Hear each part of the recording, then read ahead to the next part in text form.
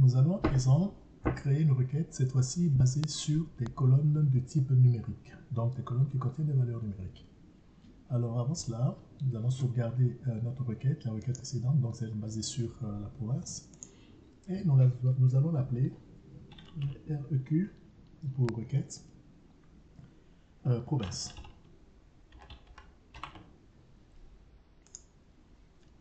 Nous allons la fermer et créer une nouvelle requête. Donc création de requête, toujours basée sur la table TBL client. Donc on va grandir un tout petit peu, retourner sur la vue TBL client, identifier la colonne qui va faire l'objet de notre critère. Donc cette fois-ci, nous allons baser notre requête sur la colonne vente, sur une valeur numérique. Alors on voit bien que dans la colonne vente, nous avons des ventes réalisées par ces clients-là, allant de 207,25 $ jusqu'à 90 000 $. La colonne, c'est du type monétaire, donc une valeur numérique. On retourne sur notre grille d'interrogation.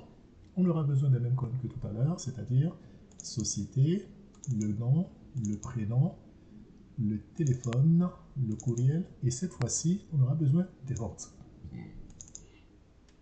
Alors, la première chose, c'est d'écrire un critère qui va sortir tous les clients qui ont réalisé une vente de 90 000 $. On a déjà fait une première vérification, on s'est aperçu qu'il y a un client qui a fait une vente de 90 000. D'accord? Donc, on revient sur notre requête, on sait que ces valeurs-là existent, on tape 90 000 et on fait entrer. Qu'est-ce que vous constatez? Vous constatez que cette fois, contrairement à la fois précédente, à la requête précédente, la valeur n'a pas été encadrée par des doubles guillemets. Pourquoi? Parce que la colonne vente n'est pas une colonne de chaîne de caractères. C'est une colonne de type numérique. Et les valeurs numériques dans le logiciel sont rentrées et analysées telles quelles. Donc pas besoin de les entourer avec des guillemets doubles. L'entourer avec des guillemets doubles voudrait dire le considérer comme une chaîne de caractères, ce qui n'est pas le cas ici. Alors, deuxième remarque. Le symbole monétaire n'a pas été indiqué. Le symbole monétaire est un format. Le symbole monétaire ne fait pas partie de la valeur qui est stockée à l'intérieur de la colonne. Donc c'est pour cette raison qu'il ne faut pas mettre le symbole monétaire. Le symbole monétaire, c'est juste un format. Donc si vous mettez le symbole monétaire, il va considérer la valeur comme étant une chaîne de caractères et vous aurez une incompatibilité de type. La colonne, c'est une colonne numérique et il faut rentrer uniquement la valeur numérique. Troisième remarque, on n'a pas mis égal 90 devant parce qu'on avait dit, basé sur l'exemple précédent, que égal était un opérateur par défaut. Donc, quand on omettait de mettre le égal, il le considérait comme égal. Donc, ce qu'il va faire, c'est qu'il va chercher tous les clients pour lesquels les ventes sont égales à 90 000. Voyons voir. Si on exécute la requête, voilà ce qui va être retourné. Un enregistrement. Donc, qui est exactement ce qu'on avait vérifié tout à l'heure. Maintenant, quand on parle de valeur numérique, on peut très bien parler d'intervalle. Si je retourne sur ma table TBL client, je pourrais être intéressé par les ventes comprises entre telle valeur et telle valeur, ou des ventes inférieures à telle valeur, ou des ventes supérieures à telle valeur. À ce moment-là, l'opérateur n'est plus optionnel. Il faut le préciser de façon claire, de façon précise, de façon express. Donc il faut dire à l'interpréteur, il faut dire à la grille d'interrogation que nous voulons une valeur supérieure ou inférieure à, inférieure ou égale, supérieure ou égale. Donc tous les opérateurs relationnels sont utilisés pour bien expliciter la relation, le critère que l'on veut mettre en place. Imaginons qu'on souhaite toutes les ventes inférieures à 1000 $. Donc on sait que ce sont ces lignes-là qui nous intéressent. Inférieur à 1000 $. Donc je vais retourner dans ma grille d'interrogation, je vais positionner en dessous des ventes, je vais supprimer la valeur 90 000 et je vais mettre l'opérateur inférieur à, comme ceci, et je vais taper 1000 $. Donc le logiciel comprend qu'il va sortir toutes les lignes pour lesquelles les ventes sont inférieures à la valeur butoir 1000 $. Attention, ce n'est pas inférieur ou égal, c'est strictement inférieur, c'est-à-dire que la valeur 1000 n'est pas comprise. Alors, exécutons la requête pour voir si il produit le résultat attendu. Alors on s'aperçoit que toutes les valeurs qui sont comprises dans la colonne des ventes, aucune des valeurs comprises dans la colonne des ventes n'est égale ou supérieure à 1000 $.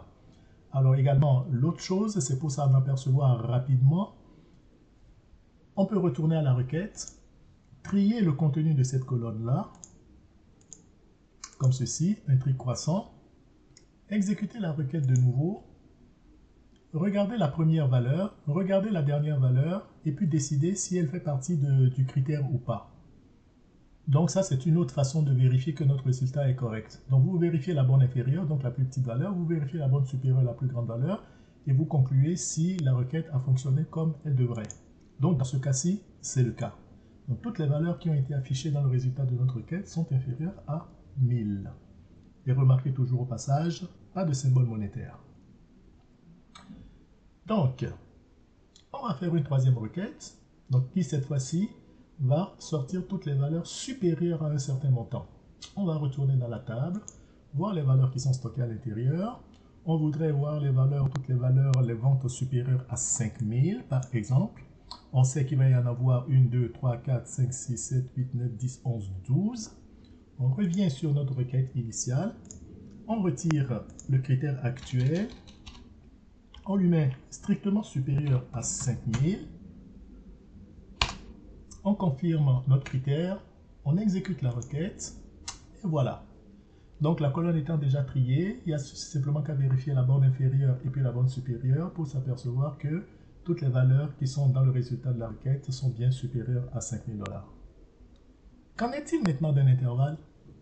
Si je voulais toutes les valeurs qui étaient comprises entre une certaine valeur et une autre valeur, alors est-ce que j'ai la possibilité de le faire? Bien sûr, j'ai la possibilité de le faire. Il suffit d'utiliser l'opérateur approprié. Alors il y a deux façons de le faire. La première façon de le faire, c'est d'utiliser un opérateur qui s'appelle entre. Donc, je vais entrer entre, on va dire 500 et 1500. Donc ce que je veux, c'est la liste des clients dont les ventes sont comprises entre 500 et 1500.